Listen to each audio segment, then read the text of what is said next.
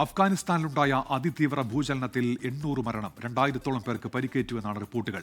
മേഖലയിൽ രക്ഷാപ്രവർത്തനം തുടരുകയാണ്. ദുരന്തബാധിതർക്ക് എല്ലാ സഹായവും നൽകാൻ ഇന്ത്യ തയ്യാറാണെന്ന് പ്രധാനമന്ത്രി നരേന്ദ്രമോദി അറിയിച്ചു.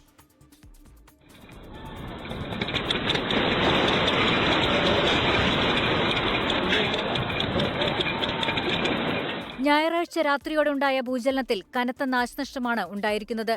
നംഗഹർ പ്രവിശ്യയിലെ ജലാലാബാദിനടുത്ത് 8 കിലോമീറ്റർ ആഴത്തിലാണ് ഭൂകമ്പത്തിന്റെ പ്രഭവ കേന്ദ്രം. റിക്ടർ സ്കെയിലിൽ 6 തീവ്രത രേഖപ്പെടുത്തിയ ഭൂചലനത്തിന് ശേഷം 13 തുടർചലനങ്ങൾ ഉണ്ടായതായും റിപ്പോർട്ടുണ്ട്.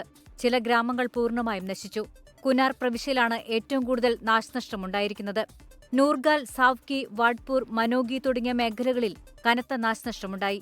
ഇന്ത്യയിലും പാകിസ്ഥാനിലും ഭൂചലനത്തിന്റെ പ്രകമ്പനം അനുഭവപ്പെട്ടു. ദുരിതബാധിതർക്ക് എല്ലാ സഹായവും നൽകാൻ ഇന്ത്യ തയ്യാറാണെന്ന് പ്രധാനമന്ത്രി നരേന്ദ്രമോദി അറിയിച്ചു. അടിയന്തര സഹായം എത്തിക്കാൻ വിദഗ്ധ സംഘം സ്ഥലത്തുണ്ടെന്ന് UN അറിയിച്ചു. 2022-ലുണ്ടായ ഭൂചലനത്തിൽ 1000-ലധികം പേരാണ് മരിച്ചത്. 2023-ൽ പടിഞ്ഞാറൻ അഫ്ഗാനിസ്ഥാനിലുണ്ടായ ഭൂചലനത്തിൽ 4000-ലധികം പേർക്കാണ് ജീവൻ നഷ്ടമായത്.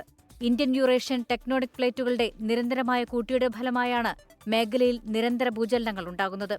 International desk 24.